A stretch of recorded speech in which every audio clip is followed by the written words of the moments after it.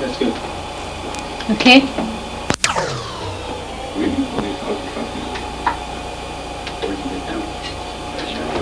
Spike Bourgel had one of the original, or one assigned by the... I want to turn it just a little more. This way? Yeah, a little more this way. Yeah, that's good. There. There you go.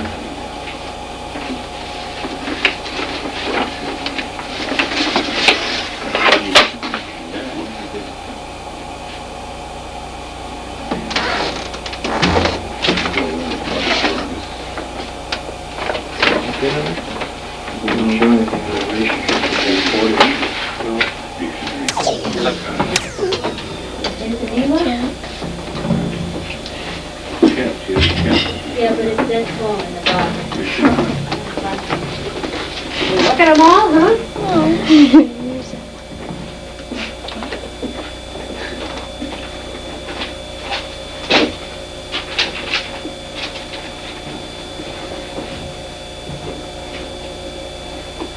Okay, my hands are like things. Well, that's all.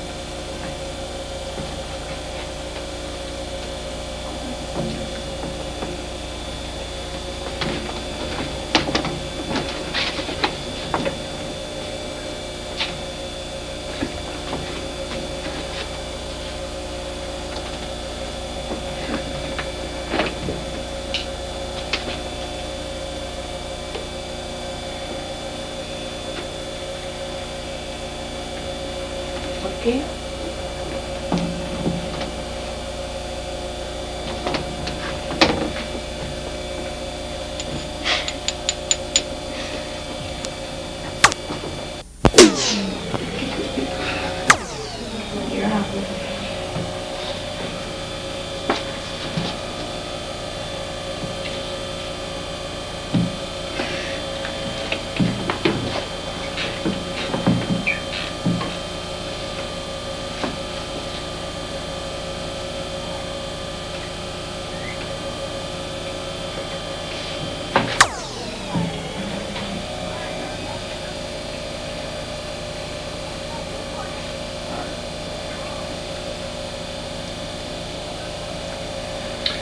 I'd like to introduce you to Liza Tebow. She's a daughter of Chief Mike Flatt, and she has a few stories I'd like to have her tell this afternoon. I'll tell a story about how they crossed to Alvarado in the winter, in the fall time, you know. And my dad used to stop in that tree to put offerings of tobacco. And he was just a little boy. He crawled up that rock. And they were in a little canoe, birch bark canoe, my grandmother, my grandfather, and my dad. So he got up on the rock there and put offering of tobacco for a safe crossing to Isle Royale. Now that's about 22 miles across. So that little birch bark canoe was Indian made. My grandfather had a little pot of tar and pitch in case it springs a leak on that little canoe. They went there to trap. There was abundance of fish to live on for the winter. That's why they went to Alroy. So they stopped on that witch tree. My dad did, you know. And some places maybe it does spring a leak on that canoe. He just made fire on that little pot and patched it from the inside. That's how they got across to go to Isle Royale and wintered there for trapping and hunting for living purposes. That's how short that is.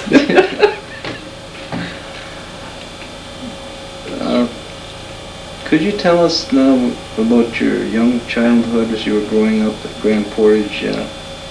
What it was like then compared to Well, nowadays? it was, we just had one school, one little old school, one room school where all the kids went, you know. And we didn't live very far from the school. We just ran to the school. We never got no buses like they do now. Now they ride on the bus in style, but we didn't. We had to walk through snow to go to school. Then finally my dad built a house up there that burned recently, the big house. There we had to walk further, about half a mile, huh? About half a mile to the school. So that was much harder times then for the kids. I was already grown up then. But we had good times.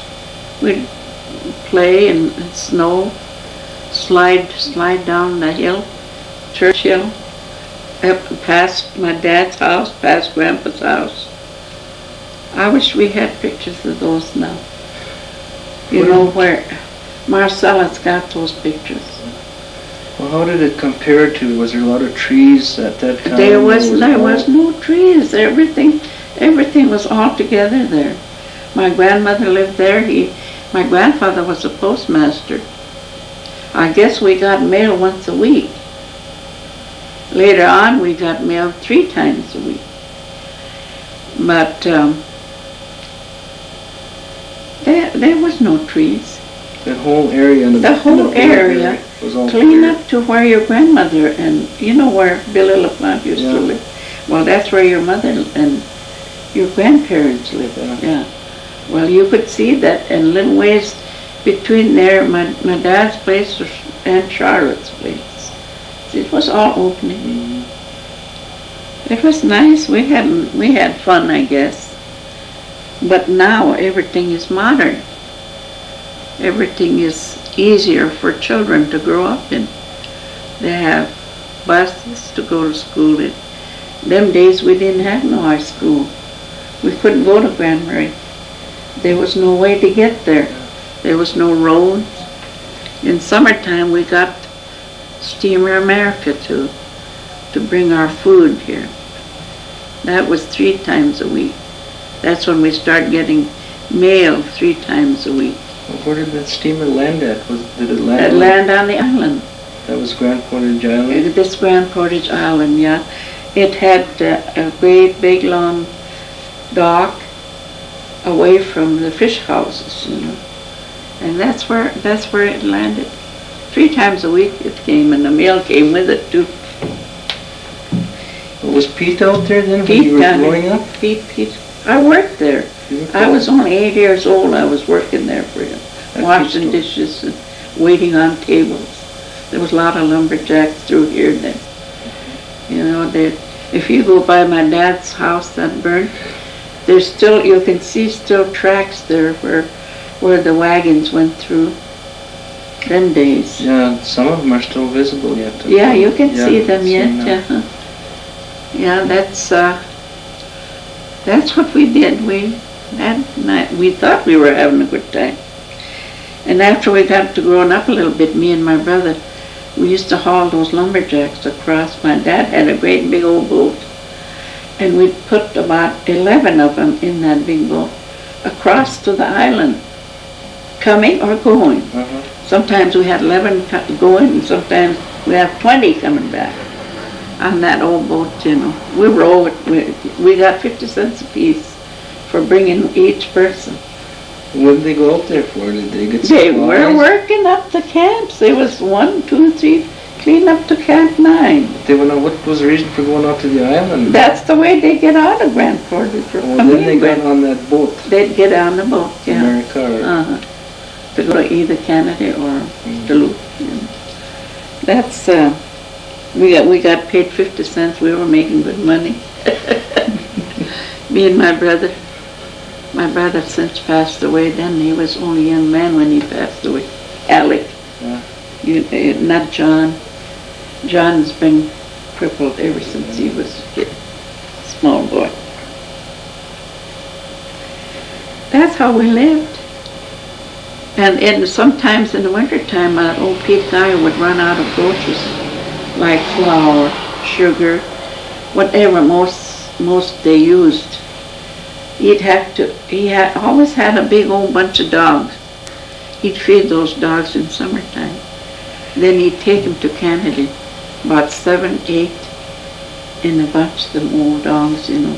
To get supplies. To get supplies through Canada and ice. That's really hard times then. That's good. Yeah. Hmm. Did you say you rode a boat? Yeah, we drove. We you know, rowed the boat. Me and my brother. We had a big boat. Sometimes we had 13 of them in there. And how far was that? That's about a mile out here. This island here. Yeah. There was a lot of buildings there in the island. There was just like a city there. So a place where the lumberjacks stayed. Sometimes there'd be about 50 of them.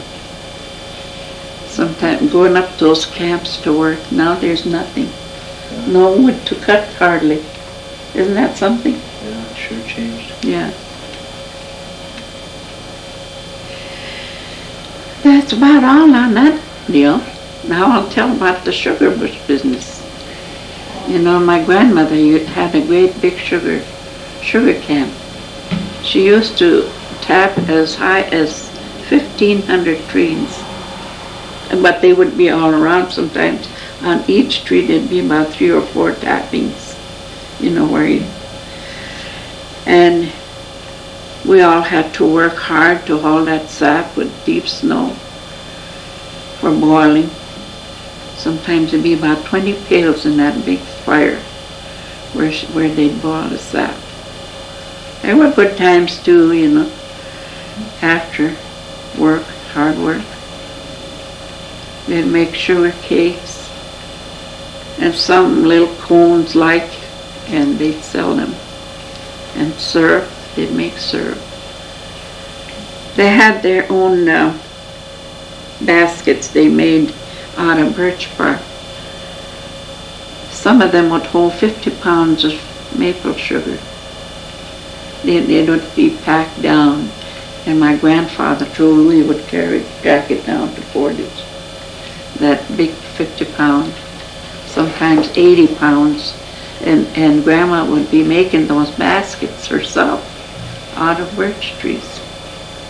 Sometimes you go down there you see those, the way they're shaped up, you know, that they're shaped like you could put them on your back, you know, so, and that would be full of sugar. Grandma used to have at least about 8 of them full for the year. It was 80-pound sugar. It was good syrup too. She'd have about 100 gallons of syrup. Real big time. Gee, we'd burn a lot of wood too when they made boiled sap. Where was your sugar bush at? Was it up by Swamp Lake or Trout Lake? No, you know where the people made sugar the last year? Right at the sugar bush site now. I walked up there with this little guy that was trying to dig up old stories from. I walked up there with him where the sugar camp was. Just the other day. Oh gosh, you could hardly get through there for wood. It's so full of woods. Lots of brushes growing up since then. Growing up. Whose sugar bush was up at Swamp Lake? That was from people from Grand Marais. And Spruce was the last one. Joe Spruce and his wife. And then a little bit on this side would be Morrison's camp. Jim Morrison and that bunch. Bossy G. And then further down would be your mother's and Charlotte's. That's where and Joe Fisher and his wife And then my grandmother's place. My grandmother's was pretty big, and so was Morrison's. They had a big camp. Just recently, not very long ago, they found a cache of trees, those pots and pans, Copper pots. copper kettles. Yeah. Somebody found them. I think it's Sorley found a cache of all copper kettles. He wouldn't part with them. I think maybe they were my grandmother's trees. A lot of that stuff has disappeared by the loggers being out there, you know, and Yeah, just I packing it guess off. so. I guess so. And they had their places. They them days nobody bothered nothing, you know. You could They leave it. just leave it there. She used to leave her syrup until next spring when we go up again. There'd be a fresh gallon syrup there. It would be there when you got Yeah, back. and the following year. sugar too. Yes, that's how they worked it, you know. Well, those baskets they collected sap in, that was birch bark too. wasn't That it? was birch bark. And then they made their little spiles out of Yeah, cedar. Yeah, that's. Well, my grandfather, he used to go up there before Grandma did, and he would tap the trees, and he would get some trees, you know, to get enough to make tea. That made wonderful tea. That sap. And he would tap with, you know, this tree is mountain ash. He just nick it like this, you know, and then put it down. That's what he'd use for spouts, you know, to get enough for his coffee or tea, whatever he made. That's when they first went up there to open. There was deep, deep snows then too that time. They would, the first time the person goes in there, would have to dig it out, you know. Their huts or wherever they lived in. Did they camp right up there while they made this? Well, my grandmother had her own old house there. Camp where their beds, nothing but beds and cooking place. But where they boiled it was a different place. They boiled it right on open with covers, birch bark covers, you know. Cedar mats. Cedar mats and great big. You know, up there, that house that burned, I still had one of those chains where the big kettles were. I wouldn't let George use it for his dog team. Little old dog, you know, he used to harness that up, you know. I wouldn't let him, he wanted to break it, you know, little pieces of that chain. I said, no, you don't. And it burnt there. I can't find it today. That chain. I suppose someone picked it up. I after the suppose fire. somebody picked it up, yeah. When you got in the sugar bush, after you got organized, were you able to go visiting then? Oh, Or did you have yes. time? They used to go out visiting different places when all the work is done. And they'd go one place and they'd tell stories, old time stories, you know. And then up there again. But it was scary all the time. Them hoot owls were so awful. That's what I was scared of. They make so much noise, they screech so close to the road. I was afraid of them things. Do you remember what kind of stories they told? Oh, something about me in a bush of stories, you know. Well, these Anabusha stories, you can only tell certain stories certain times of the year, isn't that right? That's in the fall. If you tell the stories, they said you would be visited by frogs or something. The story about the Thunderbirds too, isn't it? Yeah, You can only tell that at a Thunderbirds, certain time. That's the only time they did in the fall and winter. You're not supposed to tell them kind of stories in summertime and spring, especially spring. I don't know what that. Do you remember the story about the Thunderbirds?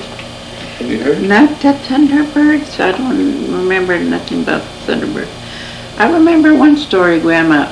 Well, it's not really a story either. I helped her. I had a big pack of those baskets. You know, she was tapping trees, and there was a little bird out there crying, like, you know, Jimmy. That's why he's a little bird. And Grandma would be tapping trees. Just her and I was up there then. She'd be tapping trees, and we'd go to another tree, another tree. I'd take the baskets out for her. And wherever we went, we'd hear that little bird, she-man. So I started mocking it.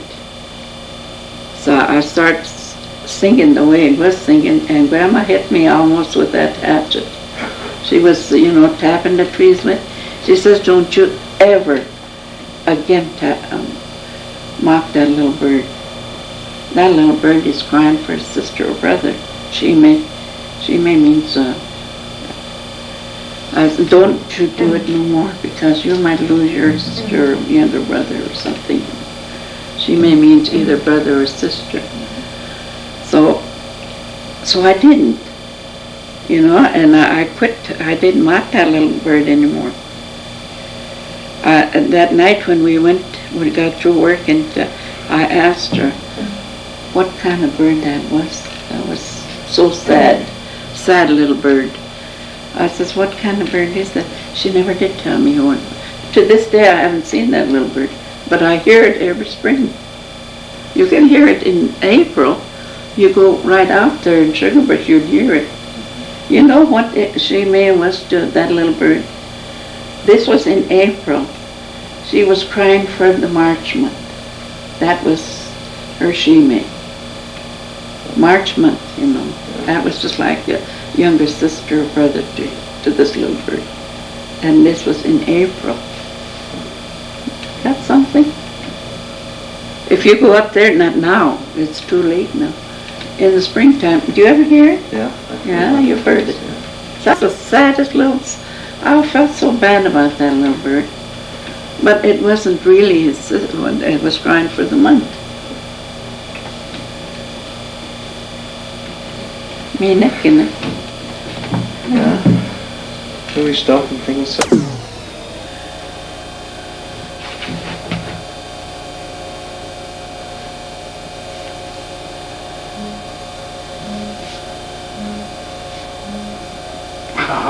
Sure. Yeah.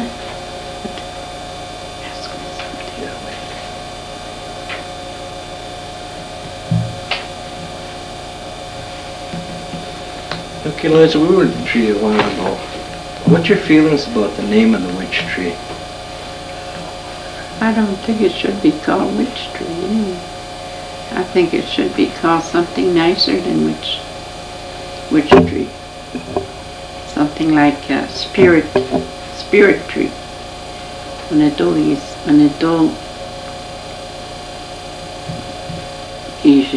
yes, when it don't easy. Easy means try to, something like that, something nice anyway, instead of being it called witch. I don't think it's right to call it that. They made offerings to spirits, not Oh, witches. yeah, I suppose, yes. But what they did is offerings for good things, not bad things. Witches do bad things, I guess. But when they wanted good trip wherever they go, and that's why they offered tobacco offerings on the tree. For a pleasant journey. For a pleasant and nice journey. No trouble. No big winds. Like that. That's why they did their offerings. So I should think they would not call it witch tree anymore. They should call it something better than witch tree. Something more dignified than witch. Something more nicer than the witch tree. I think that's what I think.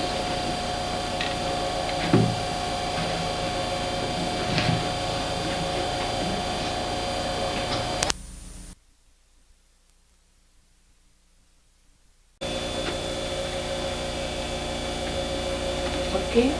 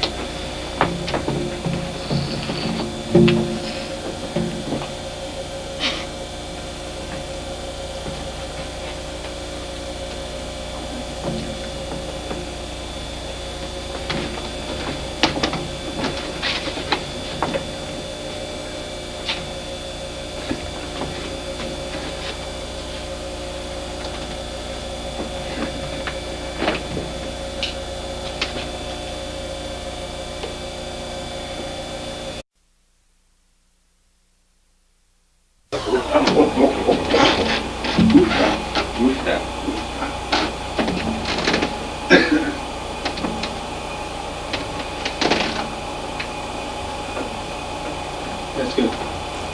Okay. Really? What is hot coffee? Where'd you get that? Spike Portage had one of the original, or one signed by the, You want to turn it just a little more? This way? Yeah, a little more this way. Yeah, that's good. There. There you go.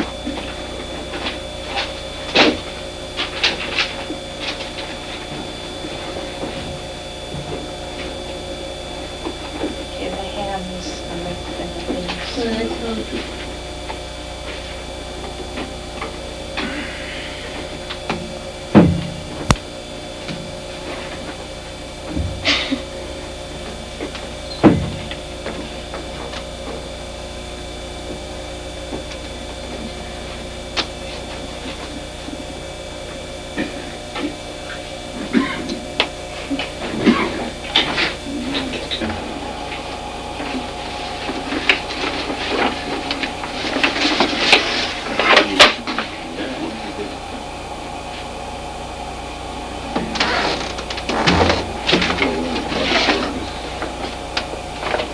You don't do anything in a relationship with Grand Portage. And the name of it? Yeah, but it's that small in the bottom. Look at them all, huh?